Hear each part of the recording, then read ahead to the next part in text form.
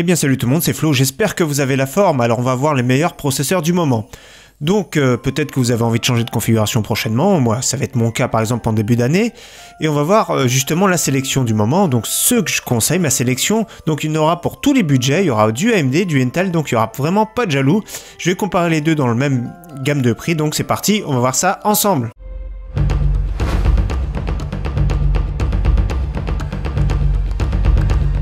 Alors le processeur premier prix qu'on conseille, donc il n'y a pas de concurrent par contre chez AMD, c'est le Intel Pentium G4560. Alors vraiment c'est un processeur qui est vraiment exceptionnel pour son prix, ici 75 € c'est le moins cher actuellement, mais il a été aussi moins cher et peut-être qu'ils vont le remettre à jour prochainement dans la 8e génération, version avec une gravure améliorée, c'est peut-être pour ça qu'il n'est pas trop en stock. Donc le Pentium c'est un dual core hyper threadé, donc comme les Core i3 génération 7 qu'on connaît. Il est efficace en jeu, franchement il est vraiment correct, il se débrouille vraiment très bien, il est plus ou moins équivalent à un Ryzen 3 1200 à sa fréquence de base, donc pour vous dire qu'il se débrouille vraiment très bien. Donc 75 € ici chez Material.net, la plupart du temps on retrouve plus ou moins le G4600 dans les 85-90 €, donc pour 100 MHz en plus ça vaut vraiment pas le coup, mais ici une fréquence de 3,5, il se débrouille très bien, c'est un processeur qui est vraiment nickel pour des configurations entre 400 et 500 €. Alors pour l'entrée de gamme ici de chez AMD, on conseille le Ryzen 3 1200, donc 100 €. Pour une centaine d'euros, on a un processeur qui est overclockable, donc tous les Ryzen sont overclockables, c'est ça qui est vraiment bien, mais par contre il faut une carte mère minimum B350. Si vous êtes un peu juste en budget, c'est les cartes mères en chipset A320. Donc ici pour 100 €, il se débrouille vraiment très bien, il est overclockable jusqu'à, on va dire, si on a un très bon refroidissement jusqu'à 3,8. Au-delà, ça va être plus les 1300X qui seront un petit peu meilleurs, mais voilà, ici déjà de base, on a quand même pour 100 € un processeur qui se débrouille pas trop mal en jeu, en streaming, tout ça, ça va être un petit peu juste, mais malgré tout, il a quand même, c'est un vrai 4 coeurs celui-ci, contrairement au Core i3 série 7 et au Pentium qu'on vient de voir justement avant, donc il est vraiment très bien. Son concurrent pour moi dans sa gamme de prix, c'est le Core i3 7100, donc ici par contre c'est un dual core hyper threadé, un tout petit peu plus cher, mais en jeu sera un tout petit peu mieux. Pour que le Ryzen 3 1200 soit équivalent en jeu, il faudra l'overclocker, celui-ci n'est non overclockable, mais il a une fréquence de base qui est vraiment très élevée, de 3,9, c'est vraiment pas mal. Donc franchement pour des configs entre 500 et 600 €, ces deux-là sont vraiment très bien. Pour le milieu de gamme de chez AMD, celui qu'on va recommander, c'est le Ryzen 5 1500X. Donc il a 159 € en ce moment, on l'avait un tout petit peu moins cher ces derniers jours d'ailleurs, ils ont remonté les processeurs, vraiment dommage, il y a eu pendant une semaine 10 jours, les prix ils ont vraiment baissé, et c'est revenu plus ou moins prix à la normale. Donc le Ryzen 5 1500X qui est vraiment très bien, pour du jeu il est vraiment très correct déjà, premièrement il est très correct, une cadence élevée de 3,6, il est toujours overclockable, pour tout ce qui est applicatif il va vraiment être excellent celui-ci, c'est un 4 coeurs hyper threadé, donc 8 coeurs logiques sur Windows va le reconnaître comme si c'était un 8 coeurs, donc c'est pour ça qu'il va être vraiment très bien pour tout ce qui est montage, streaming, encodage, il va vraiment très bien se débrouiller. C'est un très bon milieu de gamme pour 160 €, il est vraiment très bien avec une petite carte mère B350, ça fera super bien le travail. Son concurrent en face que j'ai choisi pour moi chez Intel, c'est le Core i3 8100. Alors vous allez me dire, le même prix, il est beaucoup moins cher, mais voilà, c'est un vrai 4 coeurs, celui-ci n'est pas hyper threadé, donc c'est un vrai 4 coeurs. Son faux jumeau, c'est le Core i5 7500, plus ou moins les mêmes performances, même fréquence, tout ça, donc pour moi, c'est exactement le même. J'ai vu pas mal de comparatifs, donc pour ceux qui se disent,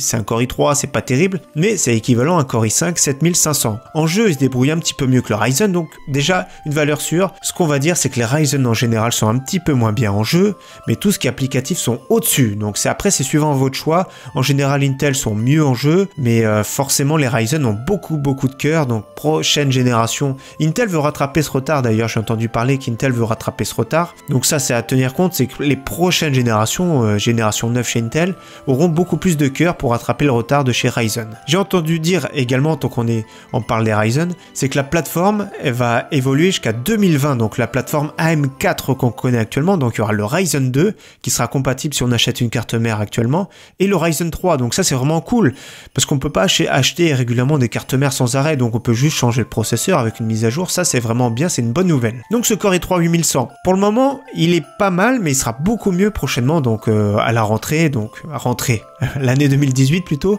il sera vraiment beaucoup mieux parce que les cartes mères seront plus chères. Actuellement, on n'a que les cartes mères Z370 et c'est ça qui plombe un petit peu le prix. Donc, il est plus ou moins équivalent pour jouer, on va dire, mais il sera beaucoup mieux, beaucoup plus intéressant quand il y aura une carte mère. Par exemple, on suppose que c'est chipset B370 qui seront en dessous de moins de 100 € les cartes mères. Là, ça vaudra vraiment le coup pour la plateforme qui sera vraiment pas mal du tout. Autrement dit, l'un ou l'autre, si si vous faites plus vraiment orienté jeu, prenez celui-ci. Si vous êtes plus orienté applicatif, prenez le Ryzen 5 1500X. Dans le moyenne gamme supérieure, on va dire, je conseille vraiment le Ryzen 5600. Pour moi d'ailleurs, c'est le meilleur choix Ryzen actuellement, le Ryzen 5600. Donc pourquoi? Déjà parce que le prix il est vraiment correct, c'est le meilleur rapport qualité-prix. C'est un 6 cœurs hyper tradé, donc Windows va le reconnaître comme si c'était un 12 cœurs. 12 cœurs. Donc voilà, franchement, il est vraiment très bien. En gaming, il se débrouille pas trop mal. Il est toujours overclockable. En applicatif, il est vraiment excellent. Il est vraiment excellent. Il n'y a pas d'équivalent chez Intel actuellement pour celui qui cherche, qui fait beaucoup de montage, beaucoup d'encodage. Le streaming, il va être vraiment pas mal du tout. Donc franchement, c'est un excellent processeur, un très bon rapport qualité-prix. Son concurrent en face pour moi chez Intel, donc dans la même gamme de prix, c'est le i3 8350. Vous allez dire, un i3, c'est pas terrible, etc. Mais ici, ce i3 est équivalent au Core i5 7600K qu'on connaît très bien. Donc c'est un 4 cœurs, 4 threads, overclockable, donc ici une très bonne capacité d'overclocking entre 4,8 et 5, et ça les jeux, ils aiment beaucoup les hautes fréquences. Donc voilà, il va être vraiment excellent en jeu, pas trop cher, 190 €, avec une carte mère Z370 entre 110, 120 €, ça peut être vraiment très bien, il y a vraiment des cartes mères qui ont commencé à baisser, mais c'est pas en dessous, de toute façon, en dessous de 100 €, il n'y aura jamais de carte mère Z370 en neuf, pour le moment du moins. Donc voilà, franchement je le conseille, pour un budget raisonnable, on arrive à voir des performances en jeu qui sont vraiment très bien. Donc maintenant on va monter dans le haut de gamme avec il va y avoir du choix, vous allez voir. Pour moi dans le haut de gamme chez Ryzen, c'est le Ryzen 7 1700. C'est celui qui est le plus raisonnable, c'est des 8 cœurs 16 threads, donc on va retrouver par exemple le Ryzen 7 1700X qui va être un petit peu plus cher mais qui s'overclock un tout petit peu mieux, et le Ryzen 7 1800X qui s'overclock encore un tout petit peu mieux. Donc ici on a quand même un processeur qui est vraiment super. Pour le streaming, franchement c'est génial ce processeur là. En jeu il se débrouille bien sûr, surtout ceux qui ont besoin de beaucoup nombre de cœurs, mais pour les hautes fréquences, souvent les jeux en ce moment, peut-être dans les années à venir seront mieux avec beaucoup de cœurs, mais actuellement encore avec un 4 cœurs hyper, avec une grosse fréquence, s'en sortira super bien de nos jours. Donc celui-ci est excellent, c'est celui que je conseille pour le haut de gamme, tout en restant raisonnable, chez AMD. Alors chez Intel, je conseille pour moi le haut de gamme, c'est le Core i5 8600K, il est encore difficile à trouver. Donc ici on a un prix raisonnable, 280 € chez Amazon, peut-être 3 exemplaires en stock, peut-être que quand je vais publier la vidéo, malheureusement il n'y aura plus de stock, donc livraison gratuite en plus, donc c'est un 6 cœurs, 6 threads, très bonne fréquence de 3,6 jusqu'à 4,3 pardon en mode turbo, donc c'est vraiment très bien. Par contre, l'inconvénient des Core i5 et i7 de dernière génération, c'est que c'est des 6 cœurs, le i7 c'est des 6 cœurs hyper threadés, mais ils chauffent beaucoup, ils ont sorti peut-être un peu vite leur processeur parce qu'ils ont été malmenés on va dire par les Ryzen, mais voilà, ça reste comme un très bon processeur, on peut l'overclocker quand on a un bon refroidissement, une bonne carte mère, environ jusqu'à 4,8, qui est vraiment très bien. Il va chauffer beaucoup, donc certains vont même le décapsuler pour changer la pâte thermique interne parce qu'elle est vraiment de moyenne qualité chez Intel, mais voilà, il est super efficace. Moi personnellement, j'hésite à prendre celui-ci prochainement pour janvier ou février, ou alors j'hésite à prendre, si celui-ci n'est pas en stock, qui va être équivalent, le fameux Core i7 7700K. Donc celui-ci, on l'a vu à 279 € récemment, c'est vraiment dommage, comme je vous ai dit, les prix vont remonter, mais voilà, pour le même prix, plus ou moins, on a un processeur ici 4 cœurs, 8 threads, donc 8 cœurs logiques. À très bonne fréquence en jeu, il est vraiment excellent, il s'overclock très bien, on peut le monter presque jusqu'à 5 Go à condition forcément d'avoir la carte mère qui suit, donc Z270, et un très bon refroidissement. Ça reste un excellent processeur, il chauffe moins déjà que les Core i5 série 8. Il est vraiment excellent pour moi, il est vraiment à recommander encore de nos jours, fin 2017 voire début 2018. Pour faire du gaming, il sera vraiment très bien, et même pour faire tout ce qui est encodage, streaming, il va très bien se débrouiller, donc il faut vraiment pas le mettre à la poubelle celui-ci, il faut vraiment le coup. En 2017-2018, on verra par la suite, on fera un point prochainement, parce que 2018 va être quand même agité au niveau processeur. Il y aura les Core de 9e génération, et il y aura les Ryzen de 2e génération, donc ça va être vraiment agité. C'est très bien que AMD soit revenu comme ça, c'est très bien pour nous, les consommateurs.